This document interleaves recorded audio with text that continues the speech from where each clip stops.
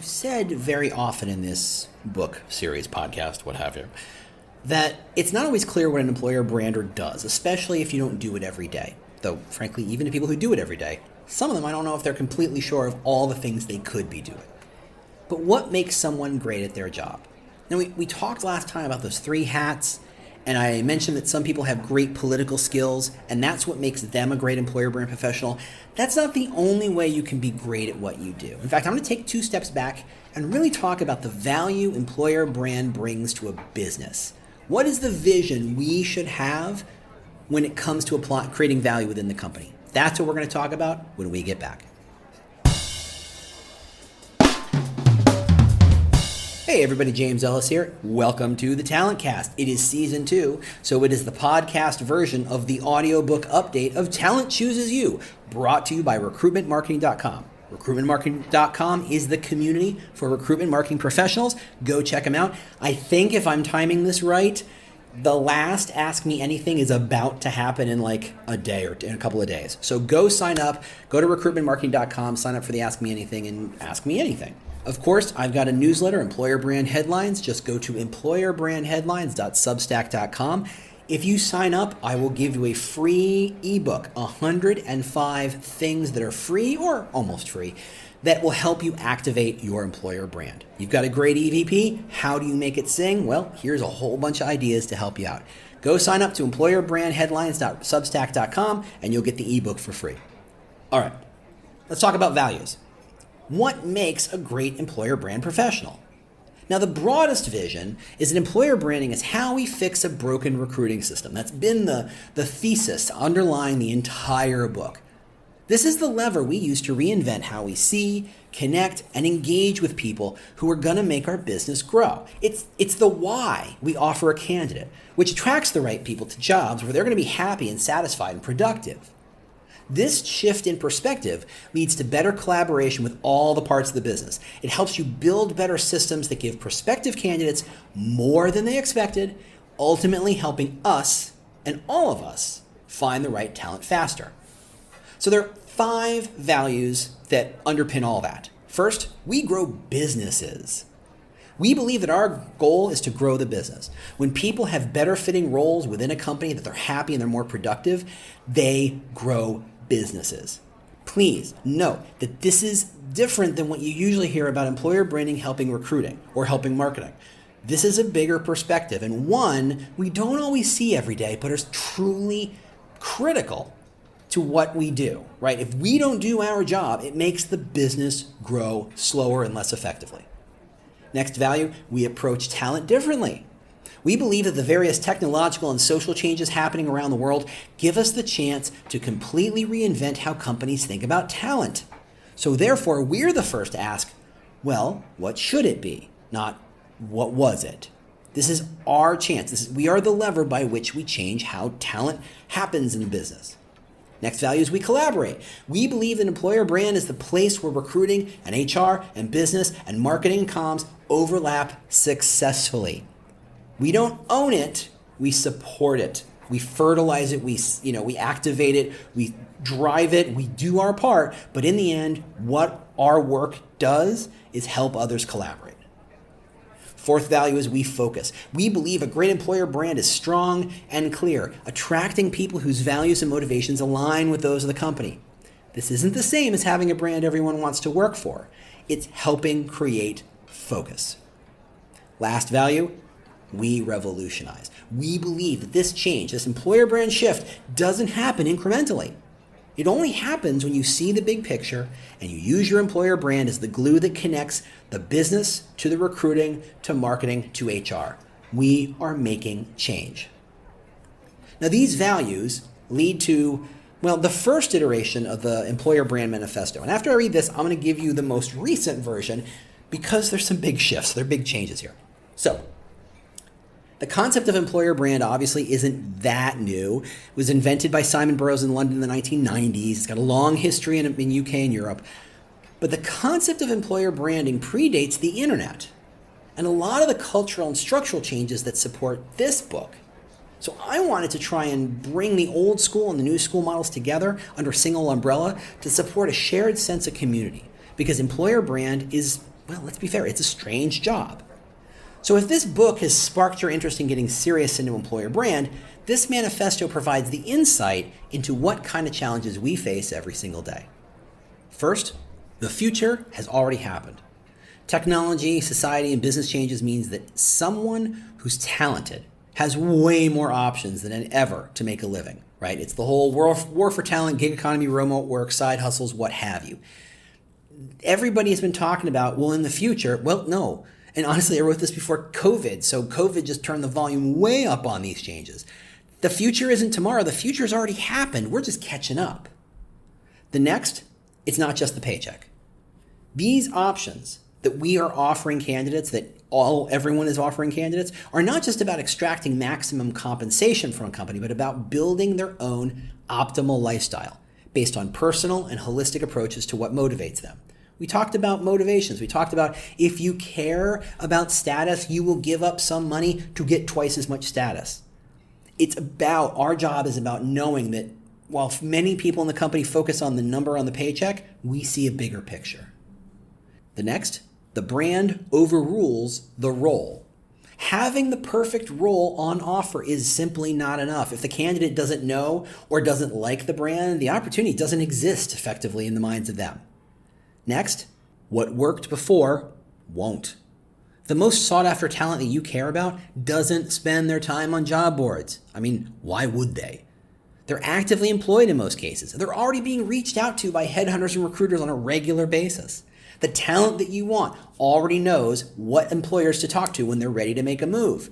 Job boards are a tiny little part of the solution. Focusing on it is not going to get you where you want to go. Next, earn the awareness before you need it.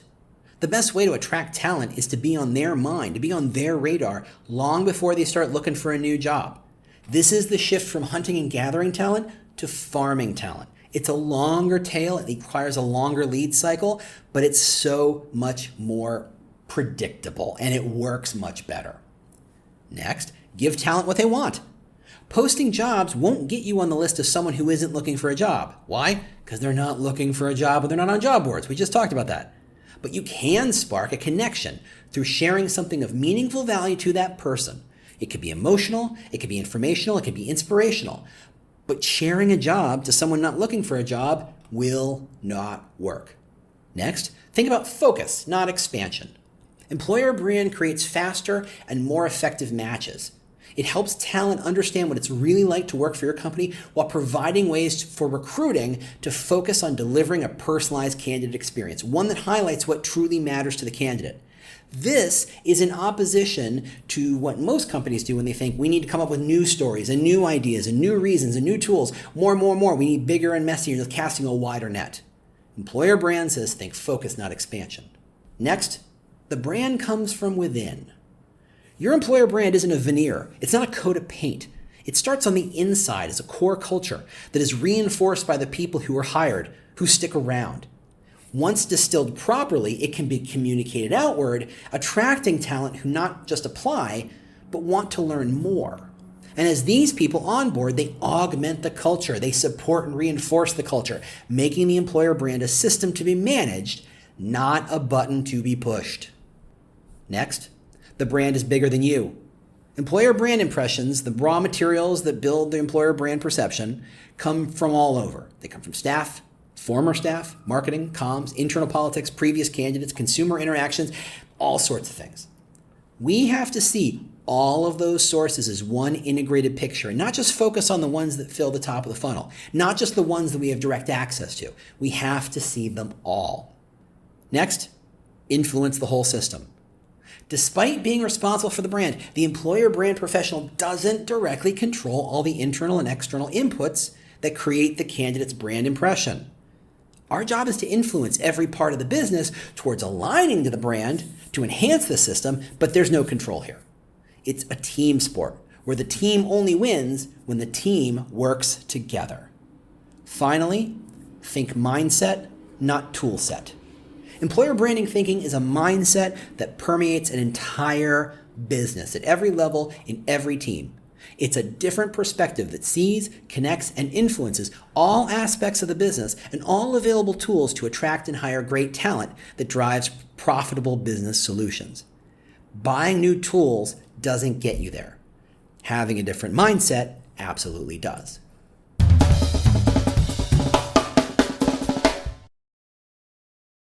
The world's best-known investor and Wall Street expert Warren Buffett once said, "Wall Street is the only place that people ride to in a Rolls-Royce to get advice from those who take the subway." Mr. Buffett's quote is remarkably accurate, but how many people would rather receive advice from him than someone simply guessing? Welcome to Buy, Hold, Sell, your single source for Wall Street knowledge and profitable guidance. Please join me, Todd Schoenberger, and fellow trader Tobin Smith, as well as host Veronica Dudo, for a podcast known to move the needle for investors. Tobin and I are seasoned Wall Street executives with deep investment experience, and we are prepared to share our advice to those who choose to listen. Download Buy, Hold, Sell today on the Evergreen Podcast Network or your favorite podcast channel.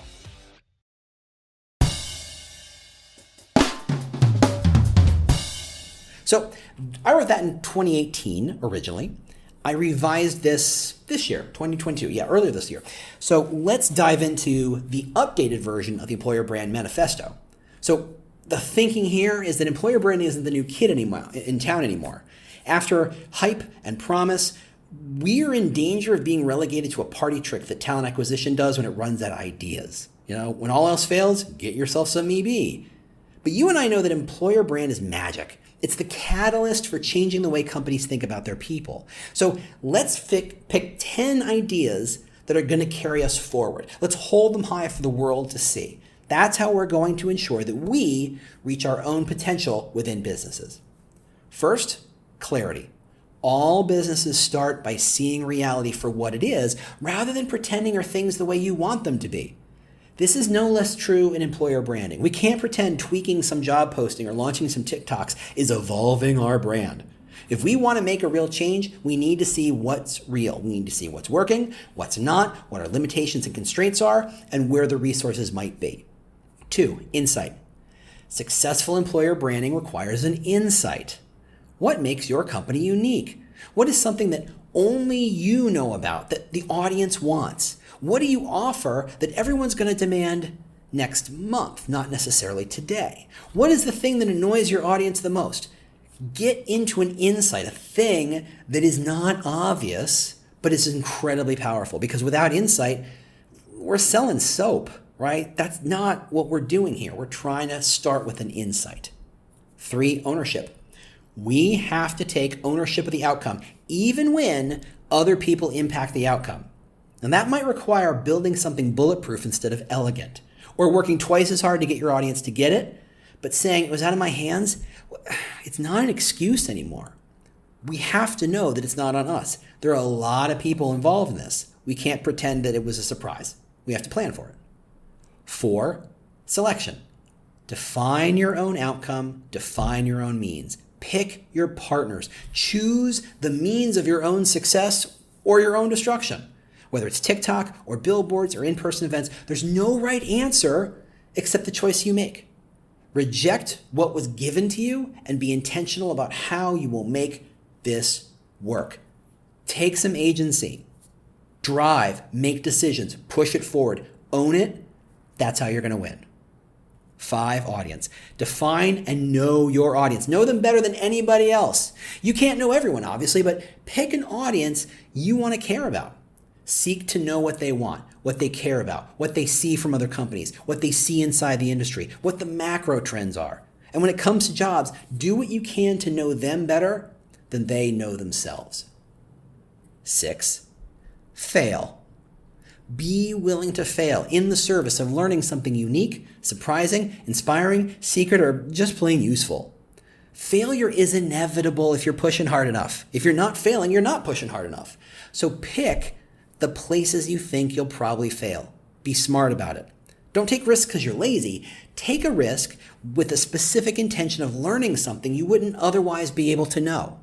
This is going to encourage you to take better, more useful risks. Create experiments that make you better. Think of the entire company as your lab. Use it. 7, diligence. Take advantage of any and every way to do something that no other company would ever consider or ever accept.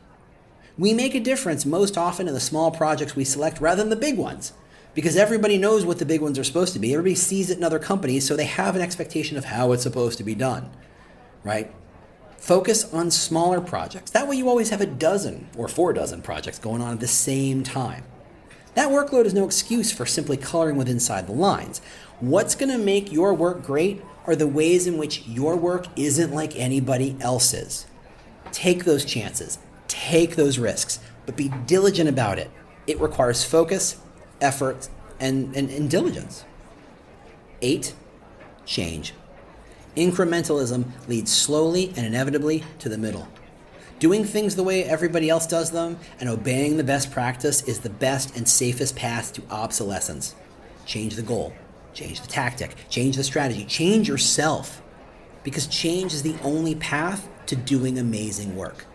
If you don't change, where's the great work going to come from? It wasn't already there, so you have to change to make it happen. 9, defy. Blow up the standard for which people expect from employer branding. I mean, really, if you wait for others to tell you what you can do, what you can be, you're going to wait a very long time for anything interesting or useful.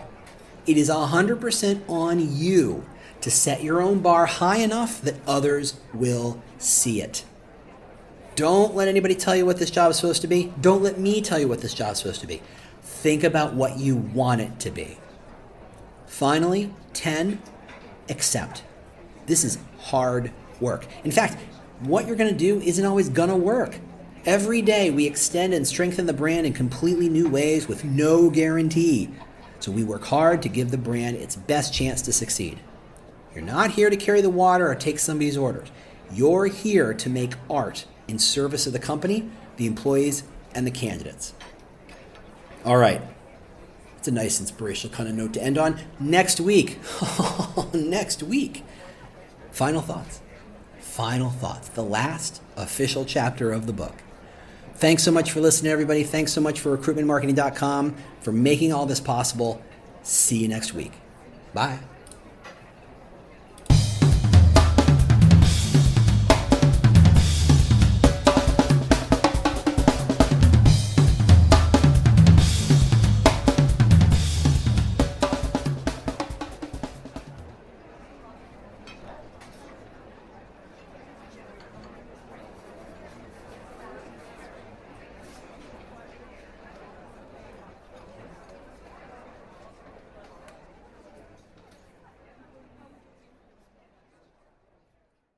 Do you love news about LinkedIn, Indeed, Google, and just about every other recruitment tech company out there? Hell yeah. I'm Chad. I'm Cheese. We're the Chad and Cheese Podcast. All the latest recruiting news and insights are on our show. Dripping in snark and attitude. Subscribe today wherever you listen to your podcasts. We out.